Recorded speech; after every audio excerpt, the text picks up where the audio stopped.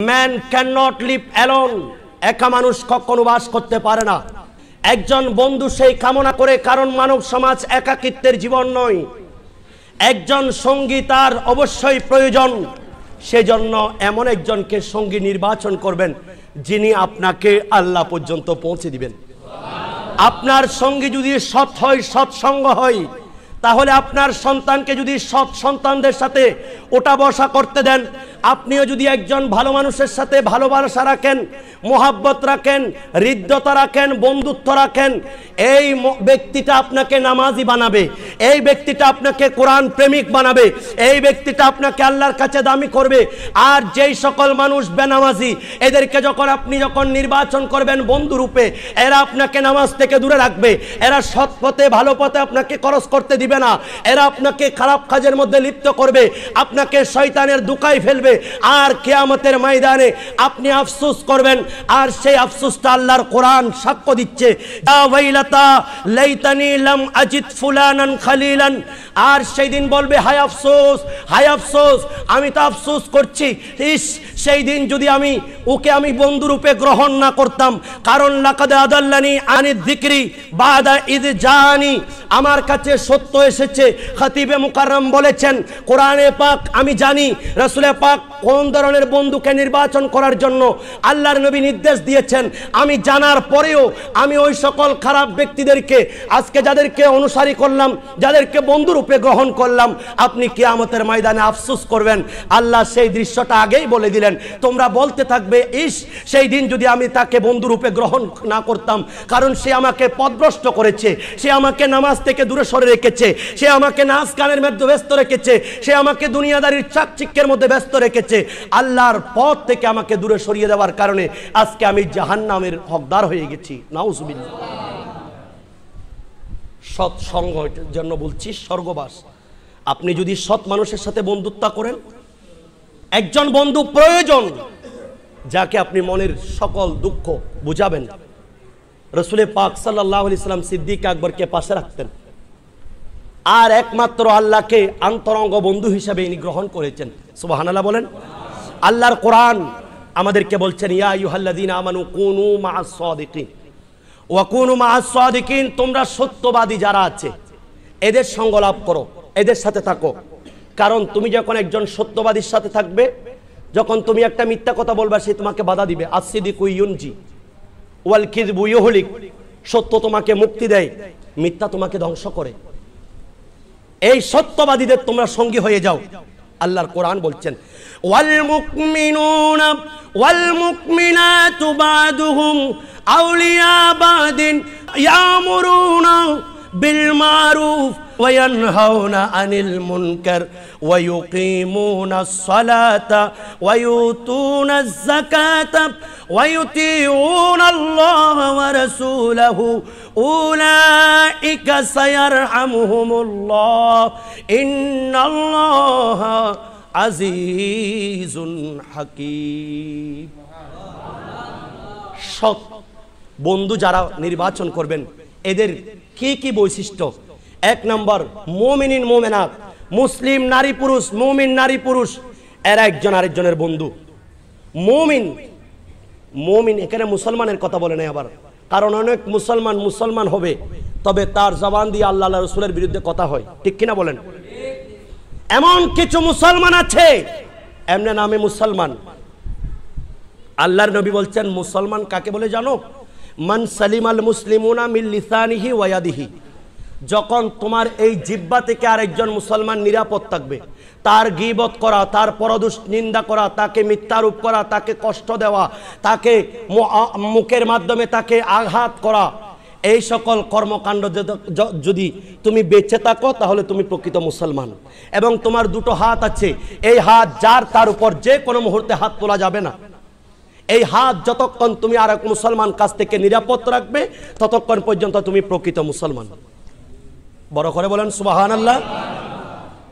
আল্লাহর নবী বলছেন, আজকে আমার যুবক ভাইদেরকে আমার বলতে, বুক ফাটা আওয়াজ দিয়ে বলতে ইচ্ছে করছে, আপনি যাদেরকে সর্বশ্রেষ্ঠ মডেল বলছেন, আপনি যাকে সর্বশ্রেষ্ঠ অ্যাক্টর বলছেন, আপনি যার অভিনয় না দেখে আপনার ঘুম হয় না, যার সিরিয়ালগুলি না দেখলে আপনার ঘুম হয় না, যার ফিল্মগুলি না দেখলে, যার সিনেমা না দেখলে আপনার ঘুম হয় না, যেই প্লেয়ার যাদেরকে বলছেন এদের খেলা যদি আপনি না দেখেন আপনার শান্তি হয় না।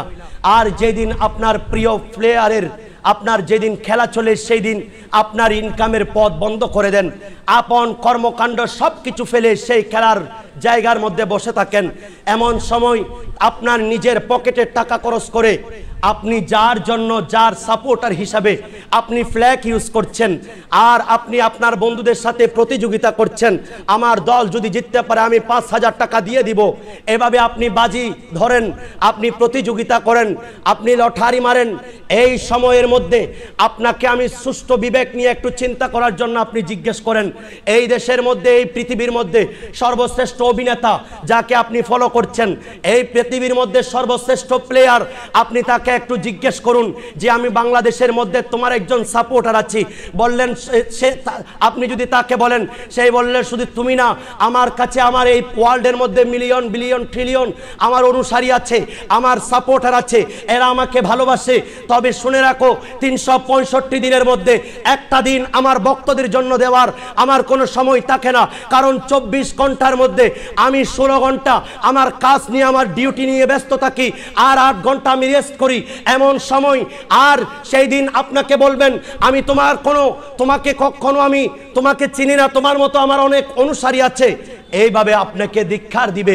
আপনি যার জন্য টাকা ব্যয় করেছেন সে আপনার কোনো কিছুই করতে পারলো না, আপনাকে একটা থ্যাঙ্কসও বললো না, আপনাকে একজন ভালো বন্ধু হিসাবে আপনাকে কখনো হেল্পও করবে না।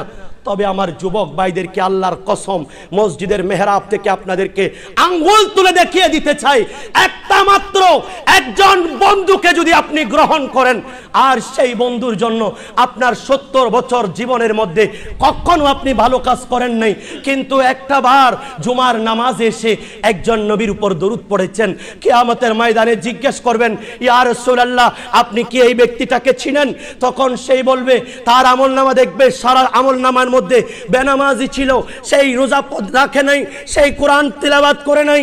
এরকম একজন হঠাৎ করে দেখা যাবে আজ থেকে 50 বছর আগে একবার মসজিদে বসে আমি নবীর মুহাব্বতে একবার দরুদ শরীফ পড়েছে, আমি তো তার নাম দেখতে পাচ্ছি, নবী গো আপনি তাকে চিনেন? শুধু তাই নয়, যে আমি নবীর উপর একবার দরুদ শরীফ পড়লো, তার নাম, তার বাবার নাম, তার ঠিকানা আমি নবীর রওজা পাকে পেশ করা হই, আমি নবী সেটাকে রিসিভ করে রাখি দিই, আর কিয়ামতের ময়দানে, কঠিন ময়দানে মাহশরে আমি তার নেকির পাল্লার মধ্যে সেই নামটা দিয়ে দিই। এখন জিজ্ঞেস করুন আপনার বিবেককে, আপনি কি যে আপনার জন্য একবার নাম নেওয়ার কারণে নবী মুস্তাফার নাম একবার নিয়েছেন ওনার জন্য পাগল হবেন, নাকি যে আজকে বছরকে বছর যার সিরিয়াল দেখে আপনি ঘুমাচ্ছেন তার জন্য প্রেমিক হবে? আল্লাহ বলছেন খবরদার, ইয়া আইয়ুহাল্লাযীনা আমানু, যারা ঈমানদার হয়ে গেছো, যারা ঈমানের গণ্ডির মধ্যে এসেছো, লা তাত্তাখিজুল ইয়াহুদা ওয়ান নাসারা, ইহুদি খ্রিস্টানদেরকে তোমরা বন্ধু বানিও না, কারণ আউলিয়া বাদুহুম আউলিয়া বাদিন, তারা একে অপরের বন্ধু। তুমি যতই বলো সে লন্ডনে থাক, সে ফ্রান্সে থাক, সে আর্জেন্টিনা থাক, সে ব্রাজিলে থাক, যেই জায়গায় হোক, এরা সবাই এক। ইসরায়েলের মধ্যে আজকে এই হামলা ইসরায়েলিরা যারা করতেছে এরা সবাই ইহুদি। অনুরূপভাবে আর্জেন্টিনা যারা আছে, ব্রাজিলে যারা আছে, আমেরিকায় যারা আছে, এরাও ইহুদি, এরা একে অপরের ভাই। আল্লাহ আমাদেরকে সাবধান করে দিচ্ছেন, খবরদার তাদেরকে তোমরা কখনো বন্ধুরূপে গ্রহণ করবে না। ওয়ামাইয়াতাওয়াল্লাহুম মিনকুম ফাইন্নাহু মিনহুম, আমি আল্লাহর ঘোষণা, তোমাদের মধ্যে যারা তার সাথে সম্পর্ক রাখবে, ইহুদি খ্রিস্টান বিধর্মীদের সাথে যারা সুসম্পর্ক রাখবে, আমি আল্লাহ বলে দিচ্ছি তুমি তাদের মধ্যে অন্তর্ভুক্ত হয়ে যাবে। নাউজুবিল্লাহ বলেন। একজন দাঁড়িয়ে গেল, মাতাসা ইয়া রাসূলুল্লাহ, কিয়ামত কখন? কিয়ামতের জন্য কি অর্জন করেছো নবী গো? আমার কাছে তেমন কোনো আমল নাই, তবে একটা আমল আছে, আমি আল্লাহ রাসূলকে ভালোবাসি। আল্লাহর নবী বলছেন আনতা মা মান আহবাবতা, তুমি যাকে ভালোবাসো তার সাথে তোমার হাসর হবে। আর একটু বড় করে বলেন। ইমামে গাজ্জালি রহমতুল্লাহ আলাইহি বলছেন ভালো বন্ধু যারা, এদেরকে আপনি যদি চিনতে চান তাহলে এরা হবে আপনার সত্যবাদী বন্ধু, আপনি তাদেরকে গ্রহণ করবেন। বিশ্বস্ততা, এদের এই সত্যবাদিতার উপর আপনি তাদেরকে বন্ধুরূপে গ্রহণ করবেন। যারা ইমাম জাফর সাদেক বলছেন 5 ব্যক্তির সাথে কখনো বন্ধুত্ব করবেন না। এক নাম্বার হলো যারা মিথ্যাবাদী, যারা নির্বোধ, যারা ভীরু, যারা পাপাচারী এবং কৃপণ ব্যক্তি, এদের সাথে কখনো সম্পর্ক রাখবে না।